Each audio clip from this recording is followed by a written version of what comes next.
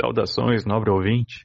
Eu sou Eric Rossato e iniciamos o Legiocast número 11, na companhia de Arthur Ritze, para discutir o tema de hoje, que é a doutrina social da Igreja como economia política. Bem, puxando uma breve introdução do tema aqui, a doutrina social da Igreja garante ao homem princípios e valores basais para uma vida social e para uma ação política harmoniosa e justa. O intuito da Legião da Santa Cruz aqui é mostrar ao público brasileiro como a gente pode articular os princípios católicos com o que já temos de arcabouço técnico e científico, vindo das ciências econômicas e das demais ciências humanas. Portanto, pedimos aos ouvintes, caso não tenham ouvido ainda, claro, que voltem no Legiocast número 5, onde os pontos da doutrina social da Igreja são abordados mais diretamente.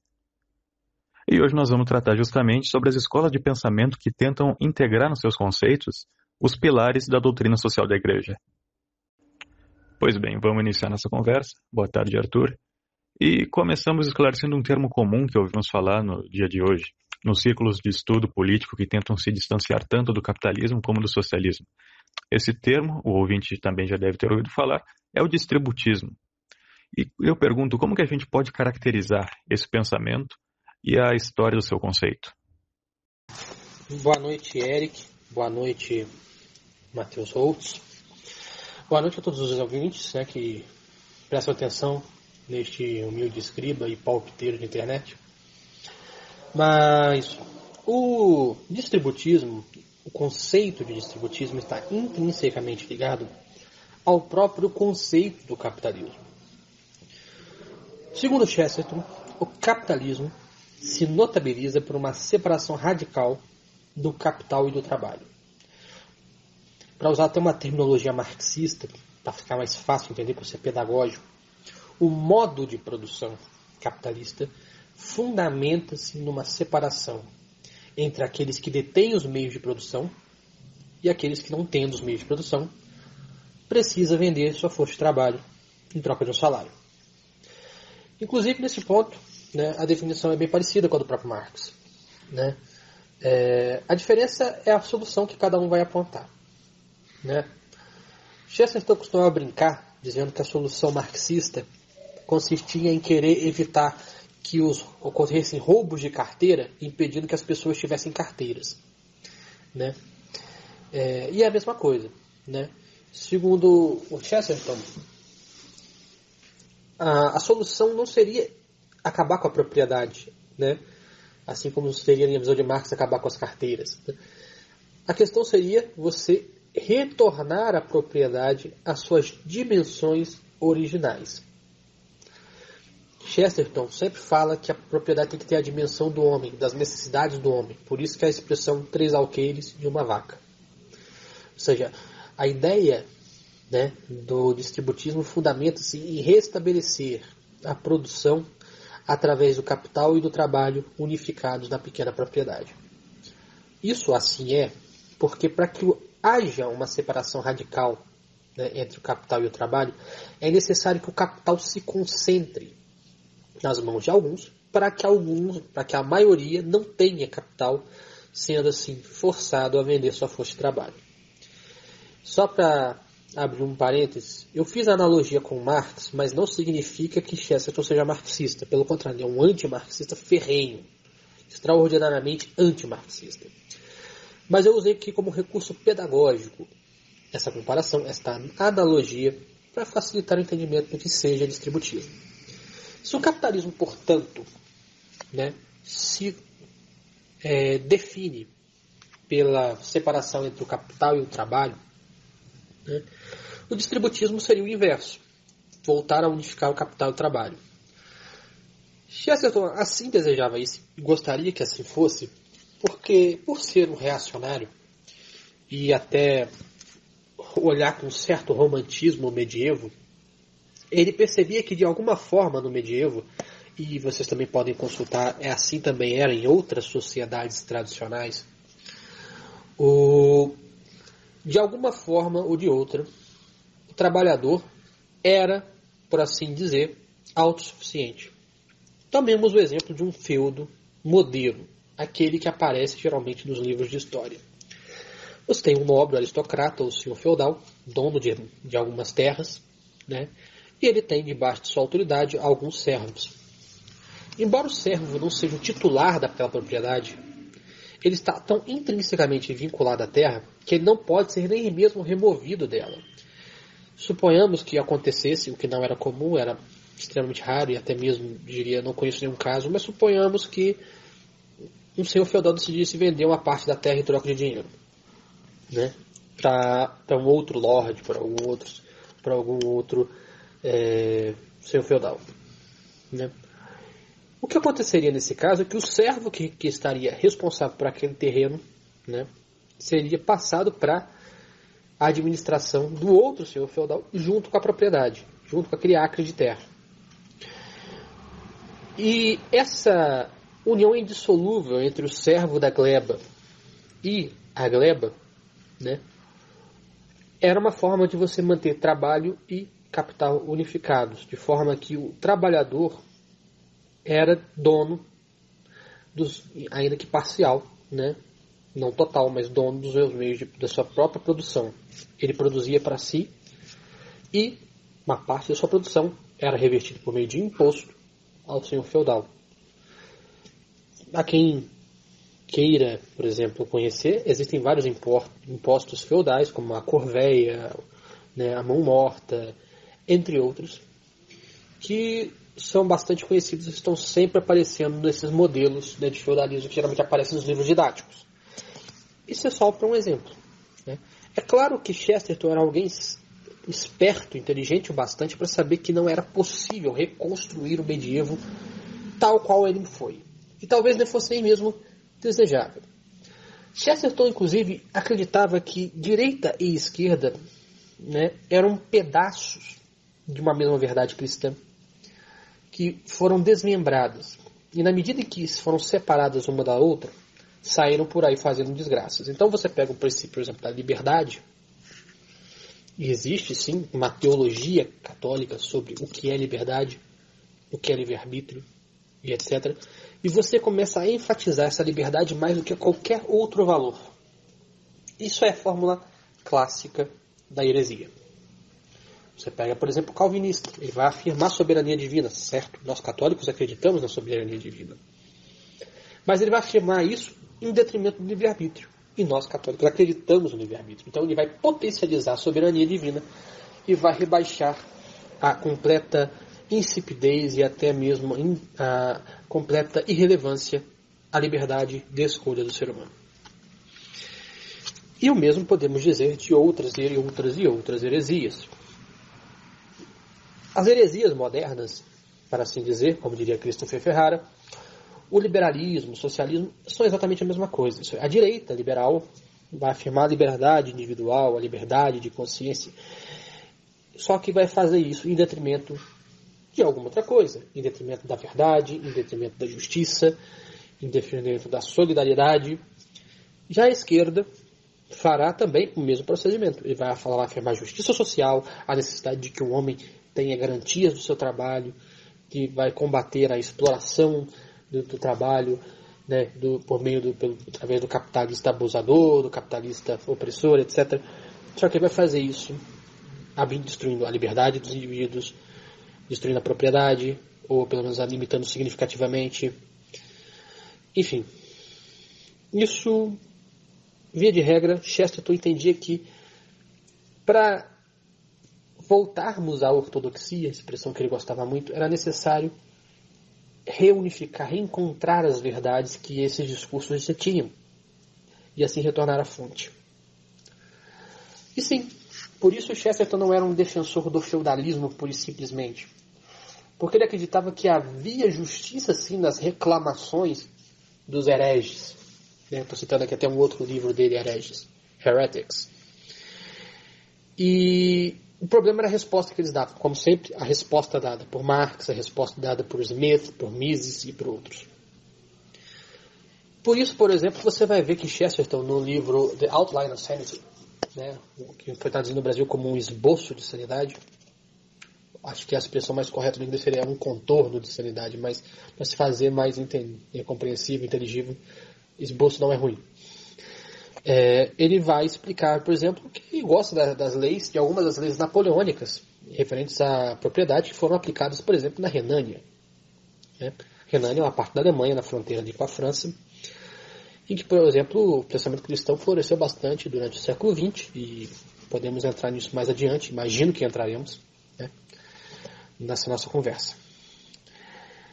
E é muito interessante ver, por exemplo, que Chesterton faz algumas considerações muito positivas a construtos modernos, como o Estado moderno, o sistema tributário moderno, a própria lei de propriedade no modelo napoleônico. O que Chesterton entendia é que era necessário utilizar as técnicas e certas coisas que a modernidade construiu, não para destruir o resto da tradição, mas para reavivá-la e dar uma nova força. E o distributismo nada mais é isso. Só ao invés de você retornar ao Servo da Gleba, você retornar com aquela figura do senhor feudal, aquela coisa ahistórica, acrítica, era necessário criar algo novo. Mas algo novo que se fundamentasse no antigo, naquilo que havia virtude no antigo. E é por isso que o Chesterton não se resume a ser um feudalista, mas sim um distributista. Ou seja, ele está propondo algo diferente, mas algo verdadeiro e cristão também. Então, grosso modo, o distributismo é isso, nesses 10 minutos que eu estou falando aqui, é você lutar pela reestruturação e pela reintegração de posse entre capital e trabalho. Isso é, diz Chesterton, a propriedade é tão boa, é uma coisa tão boa que todos deveriam tê-la. Isso é uma frase chestertoniana.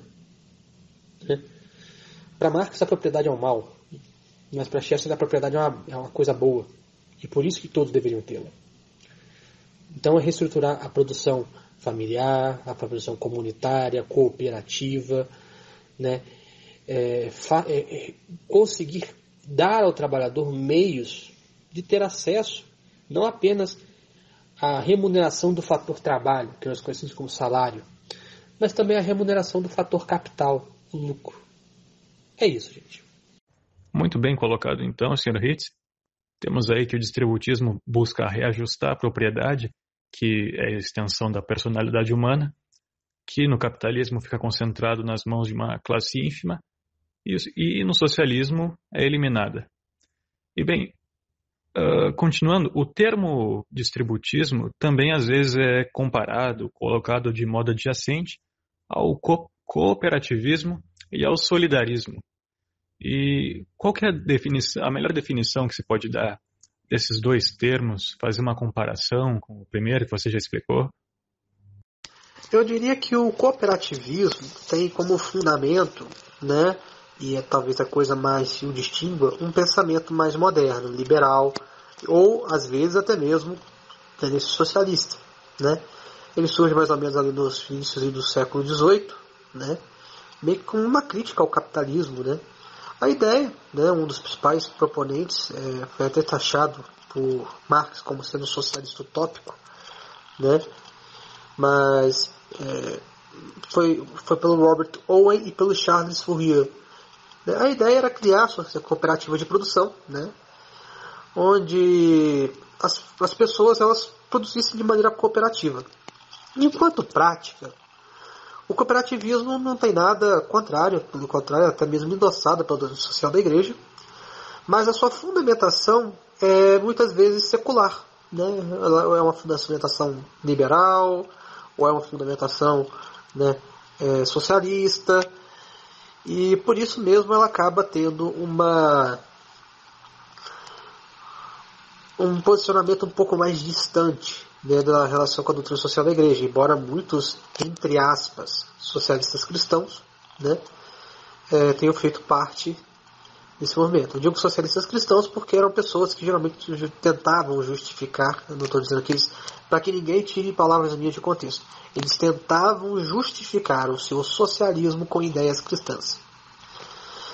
Mas enfim, o distributismo e o solidarismo também estão repletos de conceitos cooperativistas, mas sem ter como fundamentação o socialismo. Isso é importante dizer. A fundamentação dessas doutrinas são fundamentações são uma fundamentação cristã, católica, fundamentada na doutrina social da igreja. Então a principal diferença é quanto à fundamentação e ao fim a que se quer chegar, né?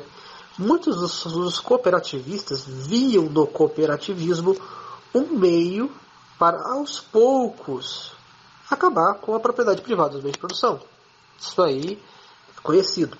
Agora, é óbvio que nem todos, né, eram ou pensavam assim, né?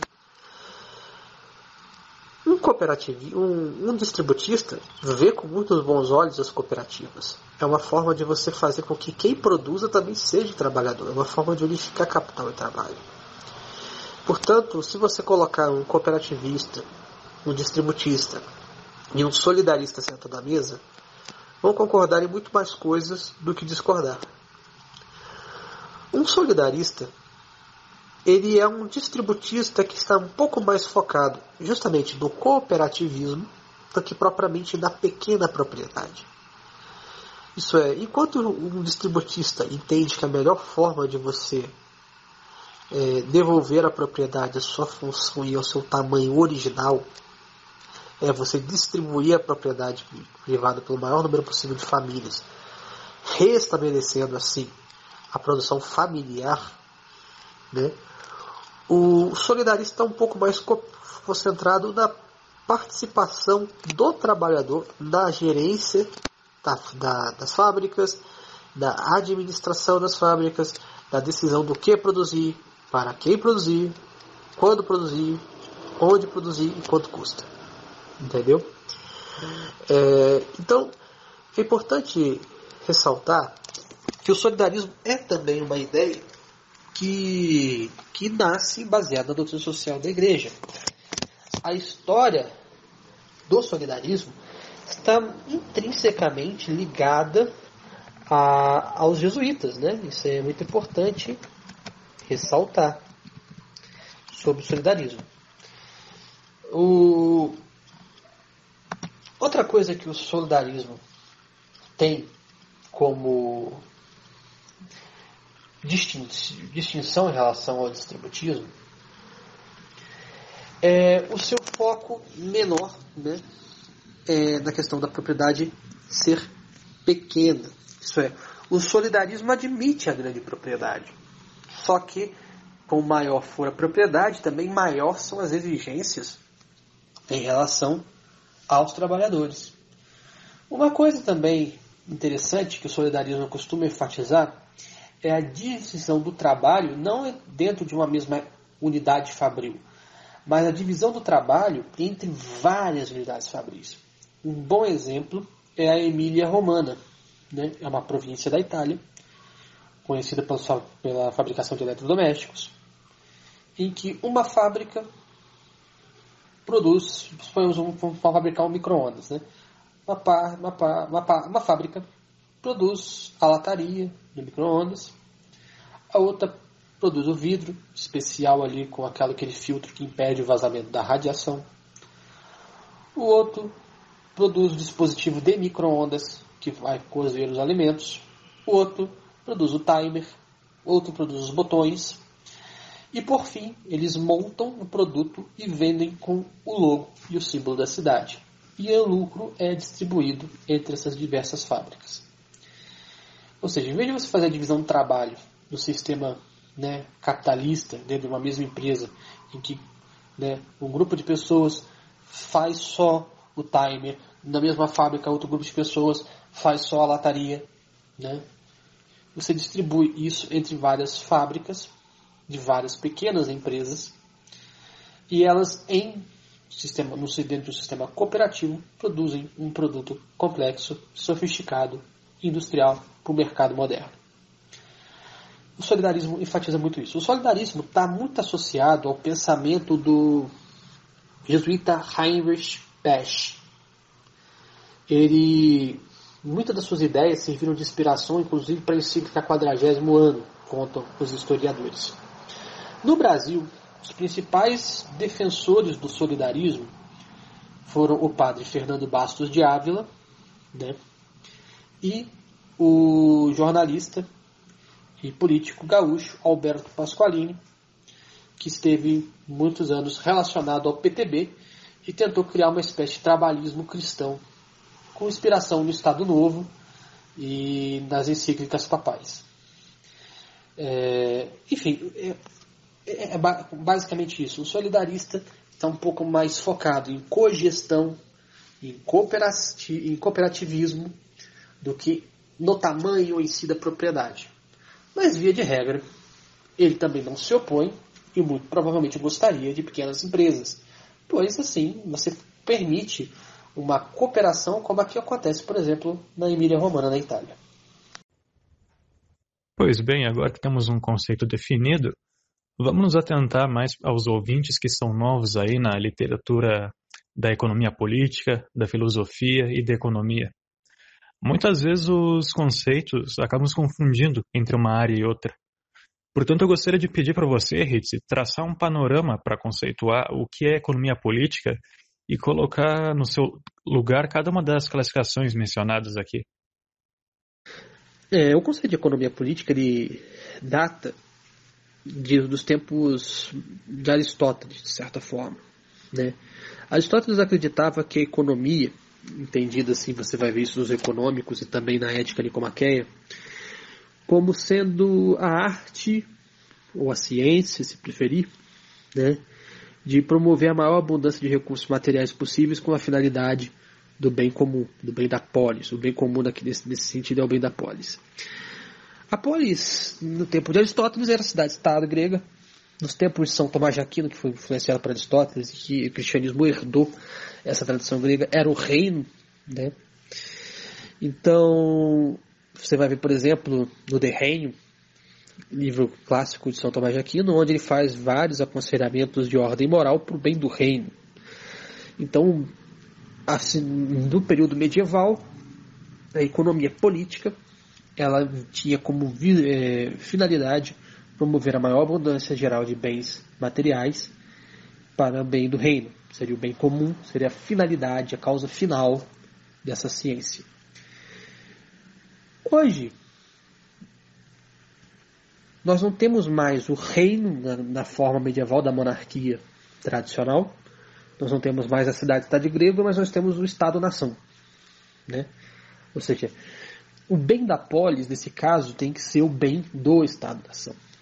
Isso é, a economia tem que visar promover a maior abundância de bens e serviços para o bem da nação. Isso é muito importante porque isso nos dá a dimensão do que realmente se trata, do que é a essência do conceito de economia política. Na economia política, entende-se que a economia é uma área da ação humana na gerência de recursos escassos que está integrada à própria noção de política, isso é, da arte de viver na polis. Então, o esforço humano de autopreservação, de buscar seus próprios meios de subsistência, né, é um meio que se atualiza, se cristaliza, se consolida na atividade política. Ninguém simplesmente fica como Robinson Crusoe sexta-feira, né, numa ilha e que se desenvolve individualmente. Não, a sociabilidade humana não é um produto artificial, contratualista ou utilitarista, tipo, eu quero aquilo ali, eu te dou isso em troca e etc. Ela é uma finalidade natural que está escrita na natureza humana que nos obriga e nos leva a viver em sociedade. Portanto, o ser humano melhor se desenvolve, se preserva a sua própria existência e também permite desenvolver seu pleno potencial, sua finalidade, que é a visão beatífica, dentro da sociedade, dentro de uma comunidade política. Desta forma, né, a gente entende que a economia é, portanto, uma espécie, poderíamos dizer assim, do gênero política, né, um aspecto dela. E, portanto, ela está debaixo do domínio da ética, pois a ética é o julgamento da ação humana. Se a ação humana, se a política é ação humana, a economia também é ação humana. Portanto, Se o julgamento, se a ética julga moralmente a ação humana, logo a ação econômica também está debaixo de julgamento moral. Essa noção, infelizmente, ela acaba sendo derrubada pelo liberalismo. O John Maddaley tem um artigo recente que ele lançou, vocês podem encontrá-lo se desejarem assim procurá-lo, no academia.educação, academia.edu, se eu não me engano, chamando Class Conflict and Catholic Social Teaching, a luta de classes e a doutrina social da igreja. Eu traduzi, para os interessados, 2 partes desse artigo, pretendo traduzir a terceira e última, para a Reação Nacional, vocês vão encontrar no site, onde ele conta um pouco de como, aos poucos, essa ética econômica, essa economia política, foi caindo em desuso. Ele vai contar a história de William Nassau Sr., que era um economista da Universidade de Oxford e, obviamente, membro de um partido liberal, como não poderia deixar de ser. E ele achava que a economia estava concentrada demais com discussões éticas e pouco nas discussões práticas de gerenciamento dos recursos escassos. É claro que ele acreditava que poderia desenvolver uma ciência econômica fora da política, fora da ética, com apenas considerações matemáticas, com apenas considerações de alocação de recurso e, portanto, sem correr em um juízo de valor. O fato é que ele acabou caindo em juízo de valor. É impossível você escapar do juízo de valor. No final das contas, qualquer tentativa de se livrar da ética dentro da economia vai acabar te jogando no utilitarismo vulgar. E foi o que aconteceu com o Nassau Sênior. Mas a obra dele, dentre muitas das suas obras nefastas, inclusive políticas, como a chamada New Poor's Law, a nova lei dos pobres, que basicamente criou os workhouses, que era quase um campo de concentração para pobre, porque tinha que trabalhar até morrer. Vocês vão ler um pouco mais sobre isso, como eu falei no artigo do John Maddaley. Muitas dessas obras ruins acabaram caindo no gosto de um economista muito mais renomado, que é o Alfred Marshall. Ele, em 1891, ele escreveu um livro chamado Princípio de Economia, e foi a primeira obra sob essa perspectiva amoral da economia. Não estou dizendo imoral, não é uma economia que visa afrontar a moral, mas que se acredita livre do escopo da moralidade e das discussões éticas, e portanto também das discussões políticas. Foi o primeiro grande livro com essa perspectiva que ganhou o mundo. Ele se fundamentava muito da chamada Escola de Manchester, da qual fazia parte Adam Smith, entre outros. E ele fez a proposição clássica de que a economia deveria ser estudada apenas do ponto de vista quantitativo. Você deveria tentar entender como as coisas são e não dizer como elas deveriam ser. Ou seja, ela deveria ser uma ciência descritiva e não uma ciência prescritiva. O problema dessa visão é que ela guarda dentro de si não apenas esse utilitarismo vulgar, que deve ser combatido certamente, mas um conservadorismo liberal perverso. E aqui eu digo conservadorismo liberal porque é um conservadorismo que visa conservar a revolução já instalada, que é a Revolução Liberal. Se você, olha, nós não vamos fazer nenhum julgamento ético a respeito da sociedade, ela é do jeito que acabou, a gente não vai dizer como ela funciona. Ou seja, você está se furtando a fazer uma crítica às injustiças sociais que porventura existam. Você só vai falar tipo assim, olha, talvez seja mais interessante para você, burguês, se você fizer assim, não assado, porque pode ser mais rentável, ou porque pode evitar uma revolução socialista, não oprimir tanto o seu trabalhador, etc. Ou seja, ela vai reafirmar o princípio egoísta e individualista que já foi trazido, não por Smith apenas, mas por outros personagens nefastos da história da economia. Poderia citar um outro autor nesse caso, que é o Thomas Malthus e também o Bernard de Mandeville.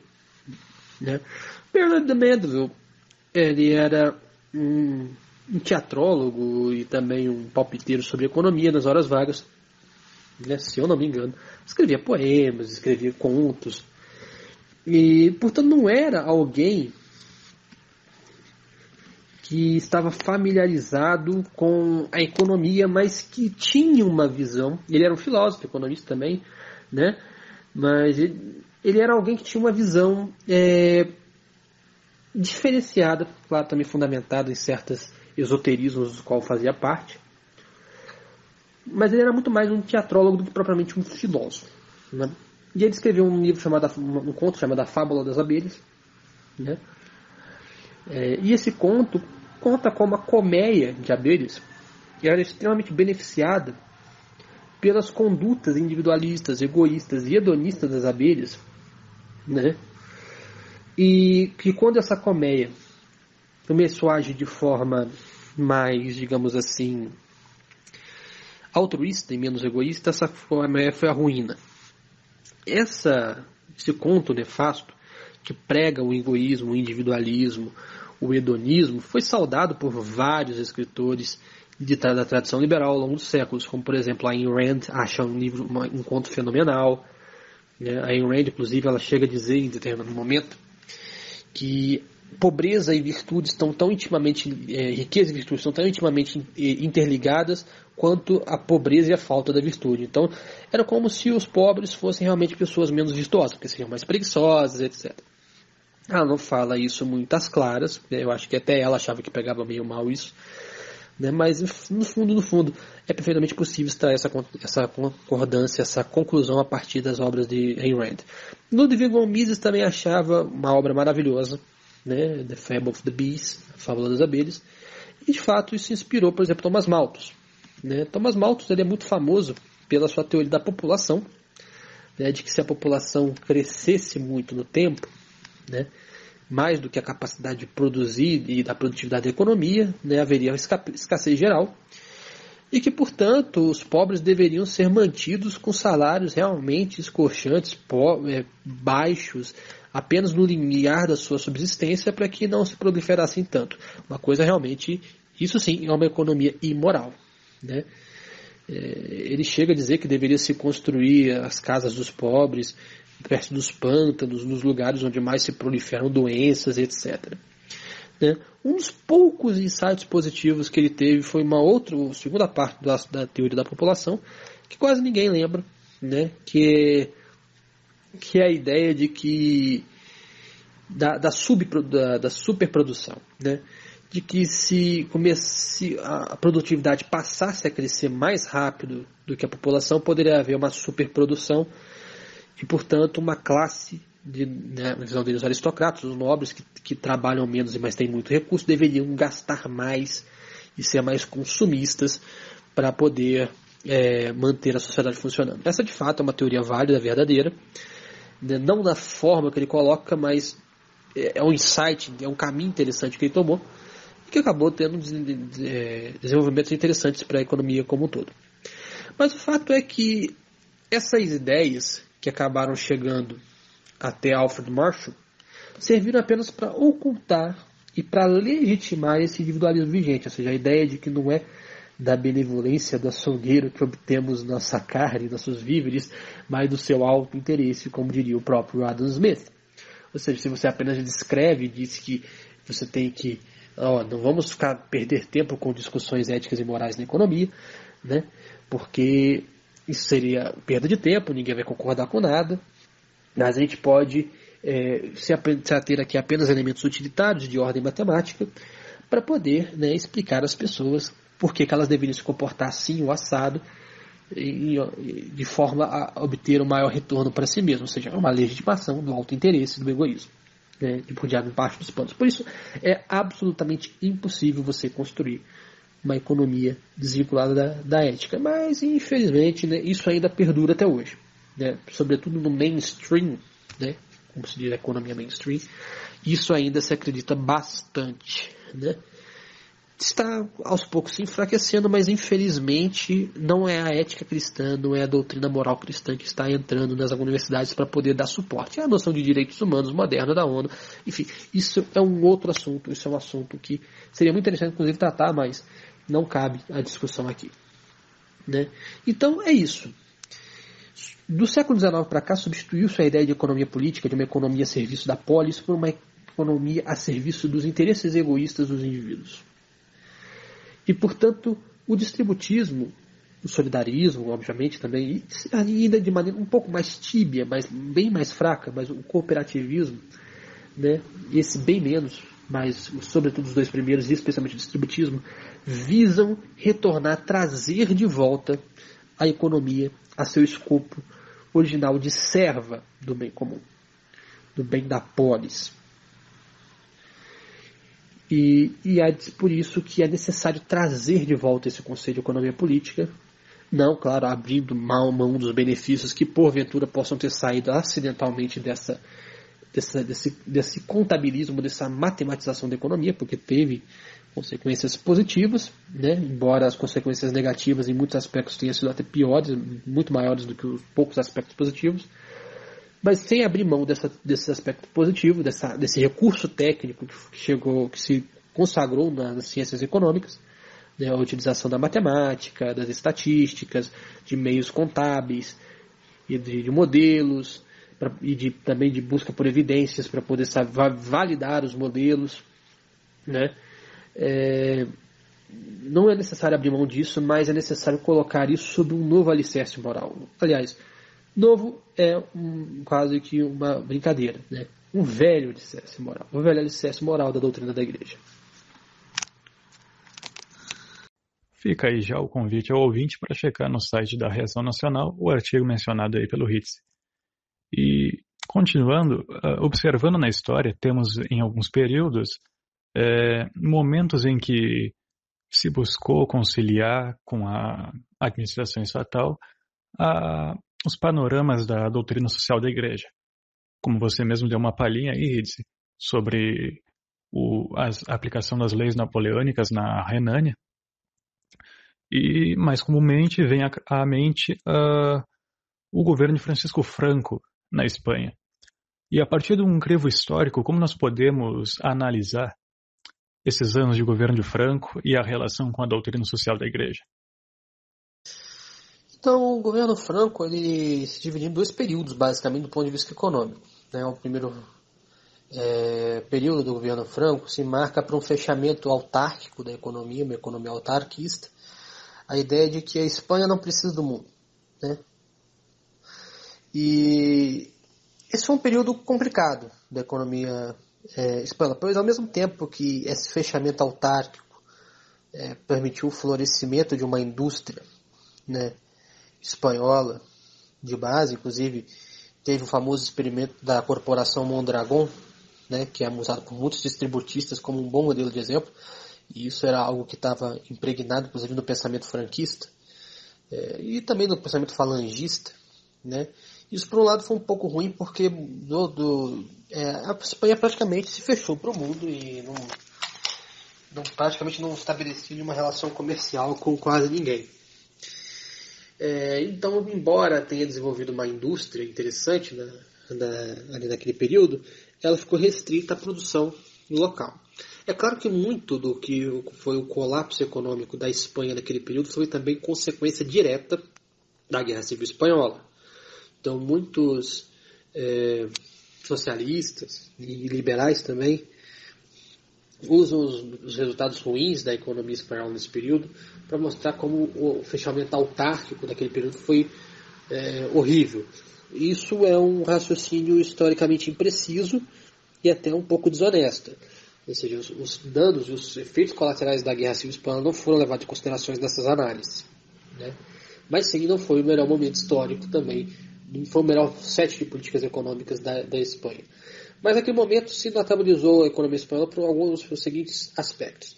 Primeiro, um corporativismo, né, no sentido de corporações mesmo, como sindicatos, né, associações patronais, etc., se arregimentando ao redor do Estado, né, e assim fazendo de mediadores, de corpos intermediários entre a sociedade e o governo, né? Algo que é previsto pela doutrina social da Igreja. Pode-se discutir qual o melhor meio, se é esse meio, né, que também se repetiu no Brasil, né, tanto mais estatocêntrico, mais corporativo em essência, né? E também se notabilizou não só pelo seu desenvolvimento industrial mais intenso, mas também por uma noção de que a economia deve se submeter à ordem política, ao bem-estar nacional, que é algo que a gente falou no tópico anterior. O segundo período do governo Franco, sobretudo a partir do momento que os falangistas desembarcam do governo e entra o pessoal do Opus Dei e tal, há uma liberalização econômica, não no sentido liberal da palavra, mas uma abertura econômica, talvez seja o termo melhor para poder explicar, da Espanha ao restante da Europa. Isso traz dois efeitos importantes. Primeiro, que a Espanha pode começar, a partir de então, receber um fluxo de investimento de outros países da Europa de maneira mais direta e, portanto, há um intercâmbio tecnológico e também de dinheiro um fluxo de dinheiro mais positivo, né, mais favorável para o desenvolvimento da própria Espanha. Inclusive foi um período em que a renda per capita da Espanha cresceu absurdamente. E o segundo aspecto positivo foi que a indústria espanhola conseguiu ganhar espaço dentro do continente europeu. Ou seja, ela era uma indústria que estava fechada, gozando da produção do Estado, de repente ela se viu forçada a competir por mercados dentro da Europa, né? E o próprio mercado comum europeu, que estava em gestação ali naquele período da década de 50, né, tinha regras bem mais amigáveis na época, lideradas pelos democratas cristãos na Alemanha, na Itália, para trazer a França, entre aspas, para o campo democrático, né, e, portanto, integrá-la, a França, a Espanha, integrá-la ao restante da comunidade europeia. E, com isso, foi muito benéfico para a indústria espanhola, embora sofrido no começo, pois ela assim conseguiu ganhar competitividade fora da Espanha e assim assegurar algumas partes de algumas reservas, digamos assim, de mercado. Reserva de mercado é o termo apropriado. Começou a criar seu espaço no mercado europeu. E isso foi muito influenciado pela influência própria mesmo que o pessoal do Opus Dei teve do experimento alemão, que foi chamado ordoliberalismo, né, que, como eu falei lá no primeiro ou no segundo tópico, né, teve muita influência da escola de Freiburg. A escola de Freiburg propôs uma nova visão sobre o liberalismo econômico. Eles não eram um sistema econômico totalmente distributista, mas uma das fontes de inspiração desse modelo econômico, que depois já ficou conhecido como economia social de mercado, foi sim a influência da doutrina social da Igreja. Walter Eucken, o Wilhelm Hoppe, Alfred Müller-Armack e outros, né, economistas do Círculo de Kreisel e da Escola de Freiburg, muitos se inspiraram no pensamento social da Igreja. Então eles acreditavam que era necessário um arcabouço ético e um arcabouço moral para criar um enquadramento econômico que permitisse o melhor florescimento do capitalismo, né? Com isso, eles tiveram duas ideias, basicamente. A primeira, de que é necessário regular a competição econômica. A ideia de que, se deixado aos seus próprios cuidados, o mercado não seria capaz de coibir monopólios, oligopólios, monopsônios, oligopsônios e outras formas de limitação da competição. Então, daí vem essa criação de leis de defesa da competição, órgãos anticartel, agências reguladoras, que seriam responsáveis por fiscalizar e tutelar a competição, onde ela não exista de maneira perfeita, e entramos, claro, naquele conceito econômico da competição imperfeita, né? E em tese, estimular que os agentes econômicos ajam como se houvesse competição perfeita, através de determinações legais, exigências legais, etc.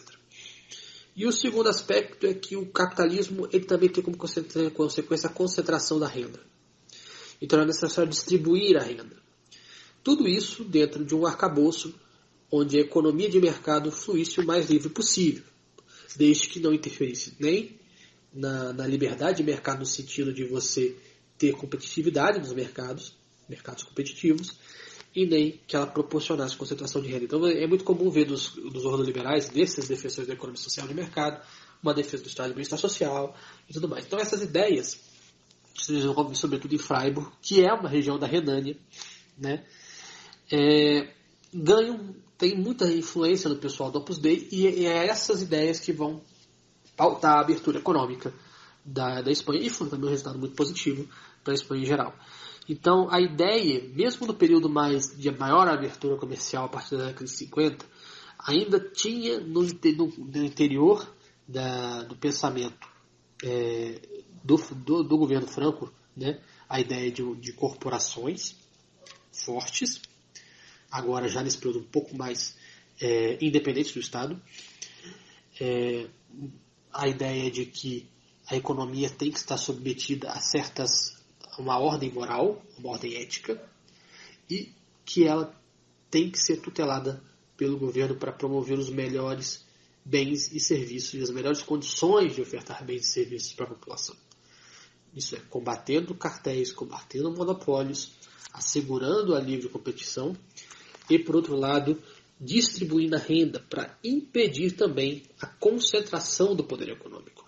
A principal inovação dessa fase é a ideia de que a concentração do poder econômico ela é tão nefasta, ou até pior, sob certos aspectos, do que a concentração do poder político. Um poder político concentrado pode ser utilizado para fazer o bem, mas a concentração do poder econômico quase sempre gera ressentimento, o que é quase sempre o ingrediente fundamental para a ascensão de perspectivas socialistas, comunistas e da luta de classes. Pois bem, você explicou muito bem a Espanha e logo remete à situação de Portugal com Salazar. E nos moldes da pergunta anterior, como a gente pode avaliar esse período? O governo Salazar teve similaridades e também diferenças em relação ao governo de Franco. No primeiro momento, Franco foi um pouco mais autocentrado. No caso de Salazar, a abordagem foi um pouco mais atenuada. Havia sim a preocupação nacional, uma postura nacionalista, mas também pragmática.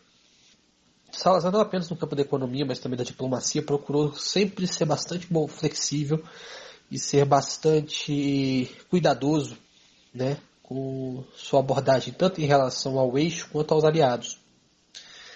Então, por exemplo, você vê que no primeiro momento, Salazar e Franco estavam mais próximos de Hitler e Mussolini. E depois ambos optam pela neutralidade durante a guerra. E especialmente Salazar auxilia por debaixo dos panos os aliados também na derrota do eixo. Então a gente tem que observar o governo Salazar sobre essa ótica. Salazar, do ponto de vista econômico, não foi tão autarquista, tentou manter o máximo possível as portas abertas ao comércio internacional na medida do possível, mas ele tinha uma visão um pouco mais agrarianista. Ele é um homem que também foi formado pelo pensamento agrarianista da fisiocracia francesa. Então, se você for buscar, do ponto de vista histórico, a fisiocracia é o ponto limítrofe entre a economia moderna e a economia pré-moderna. Ali você vai encontrar reflexões já bastante sofisticadas e bastante modernas sobre questões como oferta e demanda, sobre teoria dos juros, teoria do capital, enfim, várias coisas que hoje são consideradas basilares no campo do pensamento econômico vigente, mas que naquele momento histórico eram realmente novidades. Já havia uma quantificação econômica também notável. Um dos principais pensadores da fisiocracia, não custa lembrar, foi François Quesnel, com seu famoso tableau économique, ou quadro econômico, onde ele faz realmente contas, cálculos, projeções e uma série de tabelas, mostrando, por exemplo, o fluxo da renda na sociedade francesa entre as classes sociais, de um ponto de vista da despesa, do gasto. Algo que, inclusive, vai ser de grande influência sobre o economista britânico John Maynard Keynes. Então, Salazar é um homem que foi muito influenciado por isso. E o pensamento econômico dele não era profundamente nem liberal, não liberal no sentido de liberalismo econômico, liberal aqui no sentido de abertura de mercado, mas também não era profundamente keynesiano. Eu falo aqui no sentido técnico da palavra, tá? Não no sentido filosófico, teórico. E eu explico por quê. Ao mesmo tempo que Salazar tem uma preocupação em manter a economia de Portugal essencialmente agrária, inclusive ele acreditava que indústria era coisa de países jovens. Ele achava que Portugal estava cansado demais pela história para se tornar uma potência industrial, né? E ele também tinha uma visão um tanto moralista da terra como sendo uma forma intrinsecamente superior de economia do ponto de vista ético ou do ponto de vista moral, né? Isso acaba sendo uma herança do pensamento que eu falei, mais formado na fisiocracia. Mas ele também tinha um entendimento, não apenas nacionalista, mas também, digamos assim, pragmático em relação ao comércio internacional, em que ele sempre optou e procurou manter saldos comerciais positivos na balança comercial ao longo do seu governo, justamente para evitar aquele problema clássico que os economistas keynesianos, sobretudo os cebalinos, chamavam de deterioração dos termos de troca. Isso vitima quase sempre as economias agrárias, que é o seguinte: enquanto os preços dos bens primários agrários geralmente são cortados, não são preços determinados diretamente para o trabalho, determinado diretamente pelo câmbio, são produtos que são quase sempre cotados em bolsa, né? Como por exemplo a saca do café, né? o arroba do boi gordo, etc. Então a cotação desses produtos pode variar muito fortemente com o tempo. Então, se há uma demanda muito grande por carnes, como foi o caso da Argentina, por exemplo, no início do século XX, um dos maiores períodos de ciclo econômico mais alongado de alta, inclusive permitiu a Argentina atingir uma das rendas per capita mais altas no mundo naquele período, sem, entretanto, se industrializar. O país vai bem, a oferta de moeda estrangeira no país é ótima, entendeu? Só que depois, quando o preço dessas mercadorias despenca, o país entra em crise. Então, o governo Salazar sempre procurou assegurar a manutenção de saldos positivos na balança comercial, quase sem pestanejar muitas vezes recorrer a manipular a economia, os valores dos principais indexadores macroeconômicos para isso. O que mostra que, embora Salazar fosse um homem muito religioso e, portanto, também um conhecedor profundo da doutrina social da igreja, ele também não era um homem estranho às discussões econômicas da época, como, por exemplo, a ascensão do keynesianismo e pela publicação já em 36 da Teoria Geral do Emprego e do Júri da Moeda, e também pelas necessidades, não apenas do contexto turbulento da Europa, mas da crise de 29 e todas as suas consequências. Então, esses são aspectos importantes. Houve também, é claro, o aspecto corporativo, né? Você tem um desenvolvimento ali, ainda que embrionário, da Previdência Social portuguesa, que na época estava diretamente associada aos sindicatos. Então, por exemplo, para você ter pensão na velhice, você tinha que estar afiliado ao sindicato ao qual você trabalhava, e esse sindicato era quase que o administrador dos fundos de pensão dos aposentados.